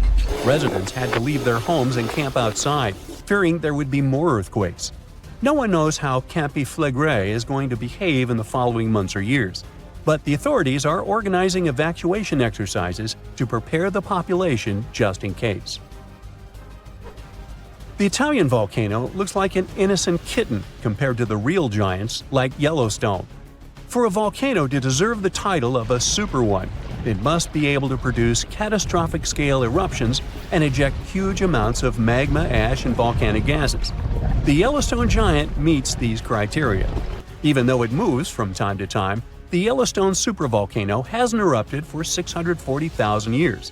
But when it does wake up, it might erupt with incredible power, about the same amount as 10 huge nuclear power stations can produce. Under the ground, beneath Yellowstone, There's a super hot area full of molten rock called magma. As more magma moves into a big space called a magma chamber, the ground above starts to swell or rise. When the magma cools down, the ground falls. Between 2004 and 2009, the ground at Yellowstone rose by almost 10 inches, but then it started to slowly go back down in 2010. Scientists aren't sure if it's going to erupt anytime soon. There's also another big volcano called Long Valley in California that has been active since 1980, and it can be a really big threat. Scientists studying this supervolcano found out that before its biggest eruption, 760,000 years ago, the buildup may have taken less than a year. Now, that's bad news, because a supervolcano eruption can have a huge effect on the world, like the eruption of the Toba volcano in Sumatra around 74,000 years ago. It became the biggest volcanic eruption the Earth had seen in 28 million years. It covered parts of Indonesia, India, and the Indian Ocean with a thick layer of volcanic debris, almost like a 6-inch blanket. The amount of rock it spewed out was like stacking nearly 3 million Empire State Buildings. The giant crater it left behind can still be seen from space. All the ash and gases shot up into the air and blocked some of the sunlight. It caused a volcanic winter that lasted about 6 to 10 years.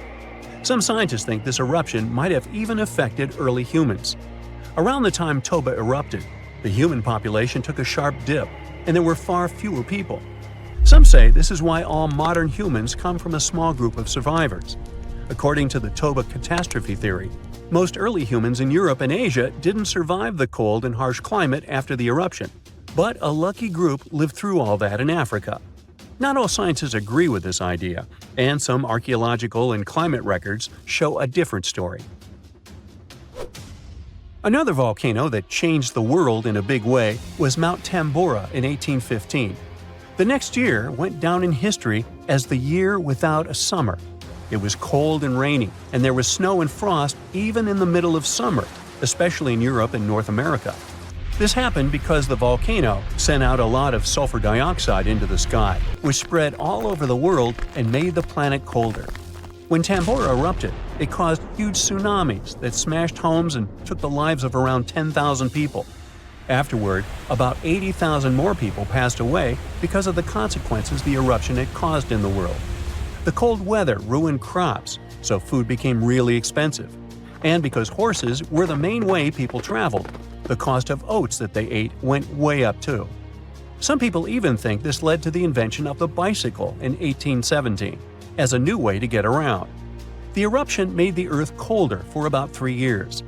Now, even though the Tambora eruption was so powerful, Krakatoa, another volcano in Indonesia, stole the show when it erupted in 1883. It was just easier to spread information about it through telegrams and photos. Its final blast was the loudest recorded sound in history, and people could hear it on 10% of the entire Earth's surface. The eruption started a tsunami, with waves about half as tall as the Statue of Liberty. Now, if we only had 12 months to prepare for a supervolcano eruption, it would be really hard to store enough food and get ready. But don't panic just yet. Supervolcano eruptions are very rare, and the last one happened 26,500 years ago in New Zealand. Scientists think that a super eruption happens once every 100,000 years on average. But the sad part here is that the Earth doesn't follow a perfect timeline. There could be clusters of super eruptions with shorter gaps between them and then longer quiet periods. Since there have already been 2 super eruptions in the last 100,000 years, there's always a chance one could happen again sooner than we expect. Plus, although there are places like Yellowstone and Long Valley where we expect volcanoes to erupt, there are less obvious possible hotspots. In Chile, there's a volcano called Laguna del Maule that has erupted in the past and left behind a huge crater. Over the last 20 years, the ground there has been swelling really fast, rising up to almost 1 foot a year. Some people are worried that this could be a sign of a big eruption coming. But scientists say there's not enough magma yet to cause a super eruption. In Bolivia, the Jutarancu volcano is also acting up. It's part of a group of volcanoes that have caused super eruptions in the past. Since the 1960s, the ground around Judu has been lifting, but the last eruption was 250,000 years ago. Even though the magma might be rising, it's not enough to worry about just yet. The chances of a supereruption happening during our lifetime are 1 in 1,400, which is pretty low, so you don't need to worry too much.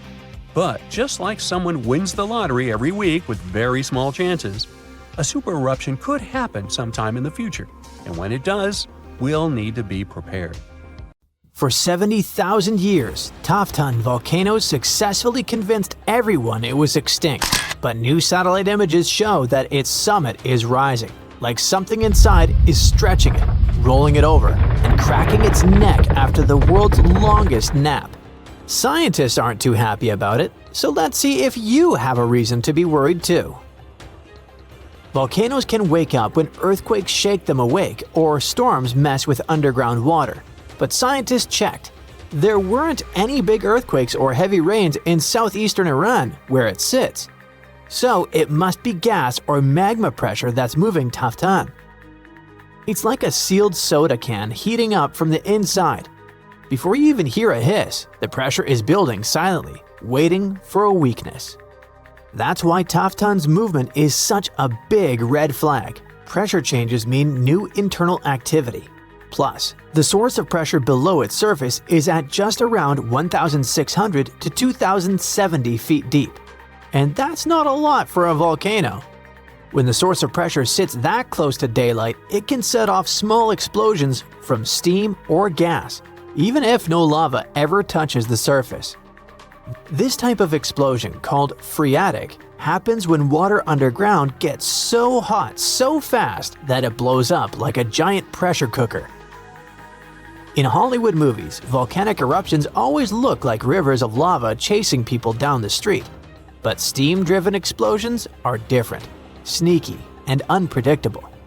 One minute everything looks calm, and the next minute rocks and superheated steam blast into the air like Earth sneezed with the power of a jet engine. For Taftan, this is exactly the scenario scientists are afraid of. You don't need flowing lava to cause destruction. A steam-driven explosion can launch boulders the size of cars and shoot ash clouds thousands of feet up. Even if you don't live anywhere near Iran, Taftan isn't just a local issue. Volcanoes breathe out gases that travel with the wind, and Taftan produces sulfur-heavy emissions when it's active. Sulfur dioxide doesn't just smell bad, but messes with air quality, irritates lungs, and reacts in the atmosphere to form particles that can dim sunlight and cool temperatures. That means neighboring countries might feel the effects even if they never see the volcano. And if a phreatic explosion blasts ash high enough, it could drift into international flight paths like volcanic confetti nobody asked for. Even smaller eruptions can have ripple effects. Remember that time a volcano in Iceland with a name I won't ever pronounce correctly blew up in 2010? It disrupted all the air travel across the Atlantic, and in our case, a modest ash plume drifting into major air corridors could ground flights across the Middle East, South Asia, and beyond. You know, gas emissions don't respect borders. They drift, mix, and settle wherever the wind decides to drop them. Alright, all this sounds pretty creepy, but with all the modern sensors, scientists should find out about an eruption in advance, right? Not really. As Taftan sits in a really remote region, setting up monitoring stations there is tricky, expensive, and frankly, was never a priority because everyone assumed the volcano was done for. So right now, satellites, not ground instruments, are doing most of the work. Satellites see the big picture, but instruments on the mountain add detail. And that's why it was so important for Taftan to be reclassified from extinct to dormant. Because dormant volcanoes need eyes on them 24/7. When a volcano is labeled extinct, countries don't invest in evacuation plans, hazard maps, or monitoring equipment. Changing Taftan's status forced everyone, from local officials to global scientists, to admit it can cause trouble. And that means preparing for ashfall, gas emissions, sudden eruptions, and the long-term questions. Questions like, what if this awakening isn't temporary? What if this is the beginning of a whole new activity cycle? Long term, Taftan might settle down again, or it might be entering a period of renewed activity. Volcanoes don't run on human timelines. A short-term phase for a volcano could be days or years, and the uplifting summit might mean there's deeper magma movement, not just a surface burp. It has gone up by about 3.5 inches over 10 months between July 2023 and May 2024. And a mountain rising is like Earth inhaling. And if Earth inhales too deeply, it eventually exhales. And in volcanic terms, that exhale is nothing good. Right now, Taftan is breathing in, and nobody knows when it plans to breathe out.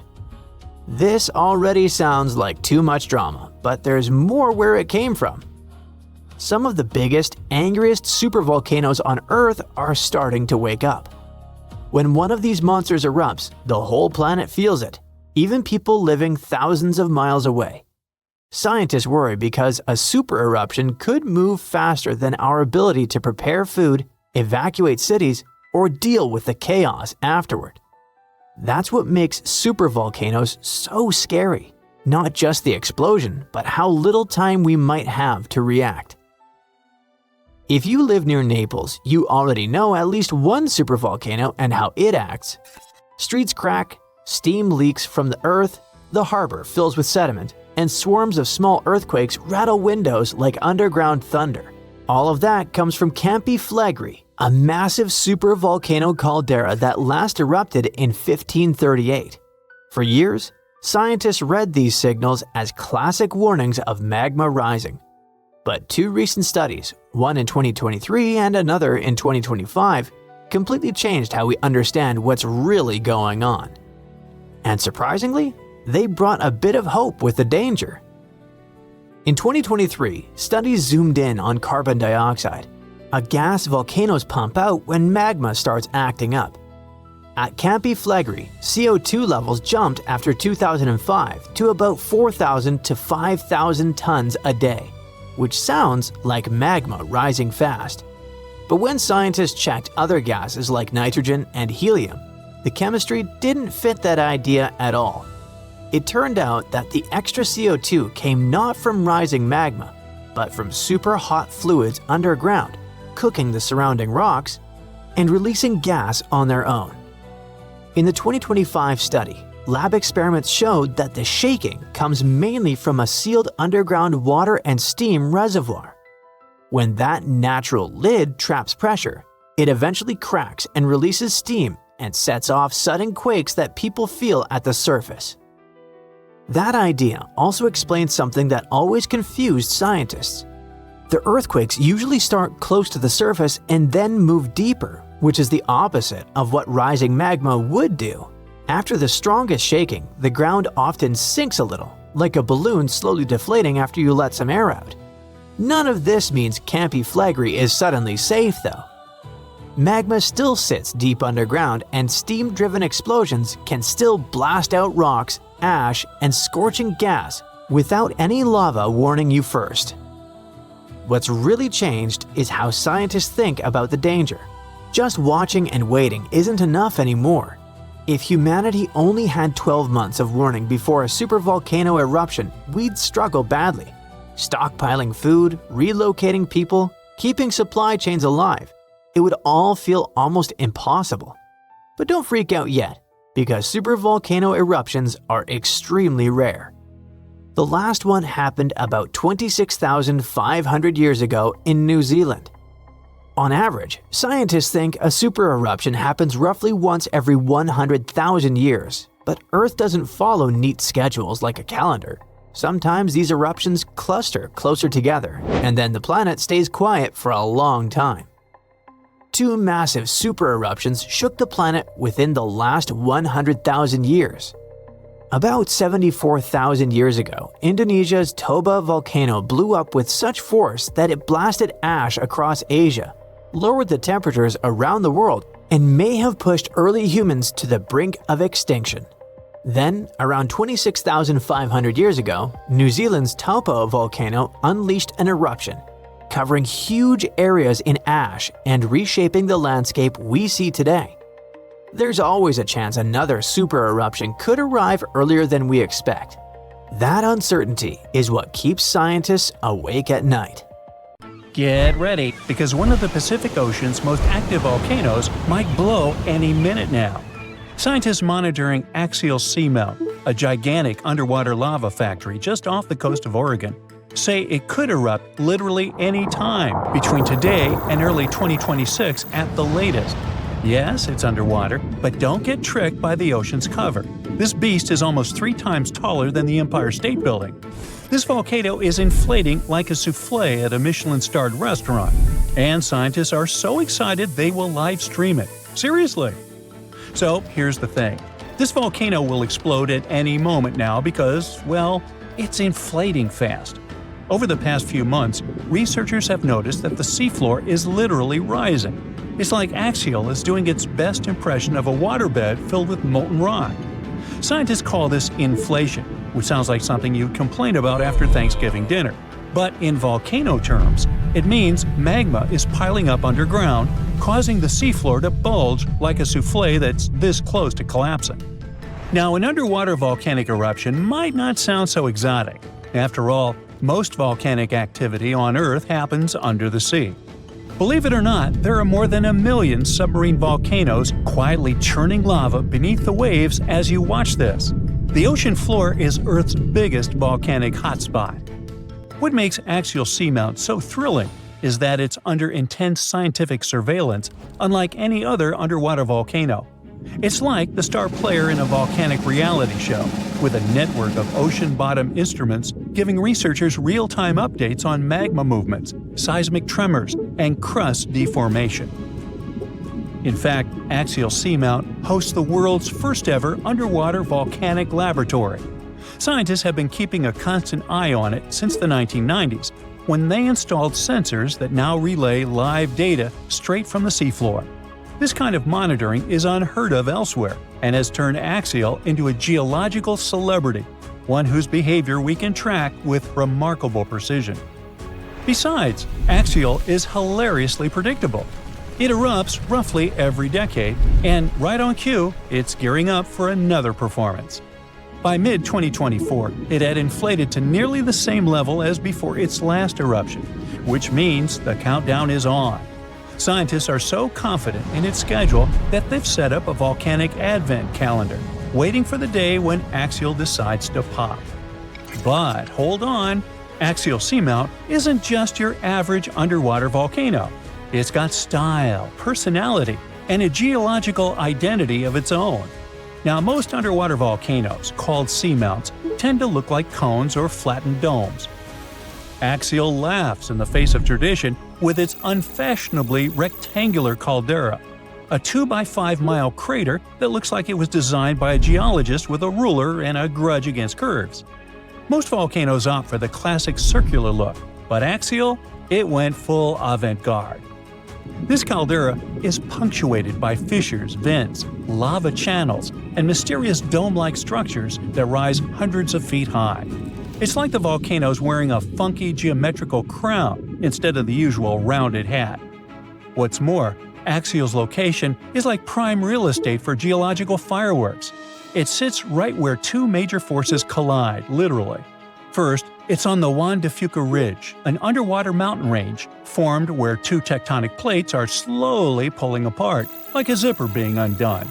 Second, it's perched atop the Cobb Hotspot, a deep mantle plume that acts like Earth's sneaky magma espresso machine, pumping molten rock from deep inside the planet and fueling a whole chain of seamounts. To put it plainly, it's like the tectonic plates are reluctant dance partners, sliding away from each other, while the Cobb Hotspot acts as the DJ, turning up the heat and keeping the magma party going. This dual influence creates a complex plumbing system inside the volcano, with magma chambers filling, draining, and shifting in ways scientists are still trying to decode. The competition between the spreading plates and upwelling magma is what gives axial its unique geological fingerprint. And it's also why this volcano keeps surprising us. Now, we said that Axial Summit isn't just a crater. The truth is that inside, the action gets even weirder and cooler. Well, hotter, but you get it. Axial hosts black smoker hydrothermal vents, which blast superheated water at temperatures exceeding 700 degrees Fahrenheit. This is no ordinary underwater hot tub. These vents create one of Earth's most extreme environments, where bizarre creatures thrive in total darkness and scalding heat. Giant tube worms, crabs, colonies of bacteria, and even octopuses live off the mineral-rich plumes that gush from these vents, forming ecosystems completely independent from sunlight and photosynthesis. It's like an alien world beneath the waves, thriving off the volcano's fiery breath. These vent communities are crucial to science, not just because they're strange, but because they may resemble the earliest ecosystems on Earth. Some researchers believe life on our planet may have originated in similar deep-sea hydrothermal environments billions of years ago. Studying them could also help us search for life on icy moons, like Europa and Enceladus, where similar vents might exist beneath their frozen surfaces. When Axial erupts, it's like a natural reset button for these communities. The lava wipes everything out, but within months, life comes roaring back. Proof that even in the most hostile environments, real estate is always in demand. For those worrying about tsunamis or coastal disasters, relax. Axial's eruptions are the underwater equivalent of a slow cooker. The immense water pressure keeps things chill, well, scalding, but not explosive. So the worst thing that happens is some lava decorates the seafloor, and a few crabs have to find new vents to squat in. This means no massive ash clouds or explosive blasts that could reach the surface. Instead, lava oozes out and spreads across the seafloor, sometimes traveling for miles. But for scientists, this eruption is the golden ticket. Understanding Axial's patterns could help predict eruptions elsewhere, even on land. Plus, its bizarre ecosystems offer clues about how life might survive on other planets. Not bad for a volcano that mostly just sits around looking rectangular. Still, the volcano's activity can be heard in the form of thousands of small earthquakes every day. Thousands! As if the volcano itself was groaning and creaking, preparing to burst open. Again, we won't feel a thing, but at least they'll help scientists track the magma's movements and the volcano's eruptive cycle. Now, one of the coolest parts of this story is that scientists are preparing to live stream Axial's next eruption for the first time ever. Imagine watching an undersea volcano in action, live, as it's painting the ocean floor with fresh lava. It's like a front row seat to a natural fireworks display, thousands of feet beneath the waves. The live stream will come courtesy of the Ocean Observatory's initiative, which maintains a series of fiber optic cables linking Axial's instruments directly to shore. It's the Wi-Fi of the deep sea, and it's about to broadcast molten rock in HD. And there's another twist. Scientists have noticed a curious pattern in Axial's eruptions. All three of its most recent eruptions, in 1998, 2011, and 2015, happened between January and April, the months when Earth starts moving away from the Sun. So why? Well, it might have something to do with the Moon's gravitational pull. The Moon's orbit causes ocean tides to rise and fall, which changes the pressure on the seafloor and could help nudge the magma chamber to its breaking point. I guess the Moon isn't just a romantic light in the night sky. It might be the ultimate volcanic whisperer. So, one thing's for sure, when Axial goes, it'll be the best documented underwater eruption in history. So, keep your eyes peeled. This is one natural spectacle you won't want to miss. And who knows, if we're lucky, we might even get deep-sea eruption ASMR out of the deal. Now, if you'll excuse me, I'll be refreshing the live feed like it's a Taylor Swift ticket sale. New Zealand's most active and dangerous volcano is erupting again, reminding everyone of its power. This time, ash from the White Island volcano has drifted across flight paths, sparking concern and forcing airports to cancel flights. Locals know all too well that this volcano should never be underestimated. The current eruption comes just a few years after a catastrophic explosion claimed the lives of tourists and guides who were on the island. But against all odds, some people managed to survive what could have been their tragic end. It was December 9th, 2019. The sky was clear and blue over the Bay of Plenty, a big bay on the northern coast of New Zealand's North Island. It felt like the perfect day for sightseeing. The main attraction in the area is the White Island volcano, also known as Whakaari. It is huge, with its peak rising about 1,000 feet above sea level. Its impressive size and stunning views have been drawing visitors from all over the world for years. Actually, we're talking about very brave visitors, as being near an active volcano comes with serious dangers, such as explosive eruptions, fatal emissions of sulfur dioxide, superheated steam, earthquakes, rockfalls, and even tsunamis. Experts normally say that these catastrophic events are extremely rare, which is true, but rare doesn't mean impossible. On that doomed day, 47 people were having the best time exploring the island. Little did they know that everything was about to change at exactly 2:11 that afternoon when the volcano erupted. A fisherman who was out at sea near the volcano described it as a huge explosion going off, forming a mushroom cloud as it expanded. Photos taken from a distance and satellite images show that a thick white cloud filled the sky a couple of moments after the eruption. Authorities then issued an alert about a moderate volcanic eruption, warning people living near the volcano to stay inside and close their windows and doors to prevent ash from coming in. But the authorities' nightmare truly began when they checked cameras on the island and saw what appeared to be people going inside the crater just 1 minute before the eruption. Right at that moment, they knew they had to launch an urgent rescue operation. Time was running out, and every second counted. The people were in serious danger. 7 rescue helicopters were sent to the scene with paramedics on board. They managed to find the first survivors, and 7 of them were seriously hurt. At around 5 in the morning the next day, officials announced that 23 people had been rescued from the island. They knew more people were still trapped there, but rescue teams could not communicate with any of them. And there was something even more worrying in the back of their minds: the risk and fear that a second eruption might happen at any moment. Recovery efforts during that week were really challenging due to ongoing seismic and volcanic activity. Heavy rain, low visibility, and toxic gases made things even tougher for the teams on the ground. Unfortunately, 22 people lost their lives in this tragedy, either due to the explosion or from their injuries. Those who survived tell heroic stories about that day. One of the survivors was from Sydney and was only 19 years old when he went on a family trip to New Zealand. The itinerary included a visit to the famous White Island volcano.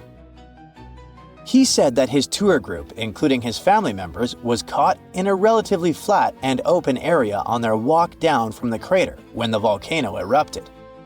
Then he was thrown over a mound by the force of the eruption before curling up in the fetal position, covering his head with his hands. He felt like he was being hammered by a sandstorm, like in movies where characters can't see a few feet in front of them. Once the eruption clouds lifted, the island returned to the clear day it had been before, except everything was covered in gray ash. That was when he saw his father struggling to breathe. He remembers spending about 20 minutes thinking about what he could do, even though he was feeling unbearable pain. With hope of survival, he gathered all his strength to get up and seek help. Eventually, he managed to reach the pier where he was rescued and taken to a hospital. He spent 8 days in intensive care and, like a hero, managed to survive. Unfortunately, he never saw his family again. Along with other survivors, this young man was one of those who sought justice after the incident.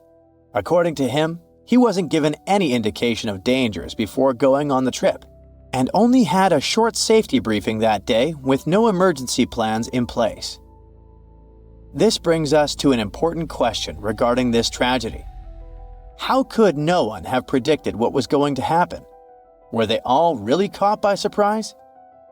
To answer these questions, we need to understand a bit about the nature of volcanoes and how they behave.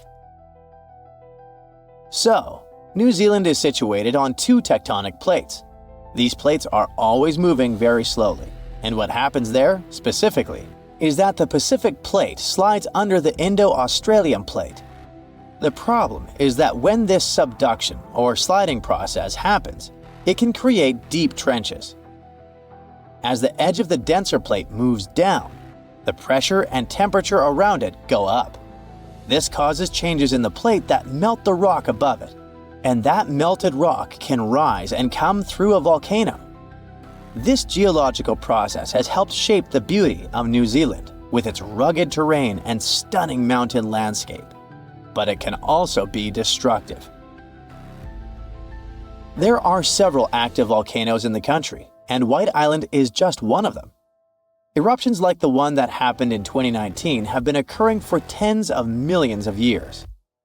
White Island volcano is a stratovolcano, which means it has that classic cone shape like Stromboli in the Mediterranean or Mount St. Helens in Washington. It's also part of the Ring of Fire, a region filled with volcanoes that surrounds the Pacific Ocean. What makes this area so dangerous is the molten rock or magma hiding underneath these volcanoes. This magma is usually thick and filled with gas, which can lead to powerful and explosive eruptions. According to specialists, the eruption on White Island was likely a steam eruption. Stratovolcanoes often have many cracks that let water in. When this water meets hot magma, it turns into superheated steam that usually escapes through vents. If these vents get blocked, pressure builds up, which can lead to an explosive eruption that blasts steam, hot ash, and rock into the air. The thing with steam eruptions is that they're considered relatively small eruptions, but still fatal if you get too close. And it's precisely because they're small that they become very hard to predict. They can strike without warning, catching everyone off guard and turning a seemingly calm day into a life-threatening situation in an instant. So, about that day in 2019. Yep, the volcano really surprised the tourists and their guides, but we need to clarify one thing. About a month earlier, experts did notice an increase in toxic sulfur dioxide coming from the volcano. They raised the danger alert to level 2, which stands for moderate to heightened volcanic unrest. But what happened was that, back then, it was still pretty common for tour operators to keep running their tours, even with a level 2 alert. Unfortunately, the country learned the hard way that volcano tourism can be really dangerous, and White Island has been off limits since then. I mean, you can't get too close anymore, going there by boat or helicopter. But for those with a taste for adventure, scenic flights are still an option, allowing you to catch a glimpse of the volcano from a safe distance.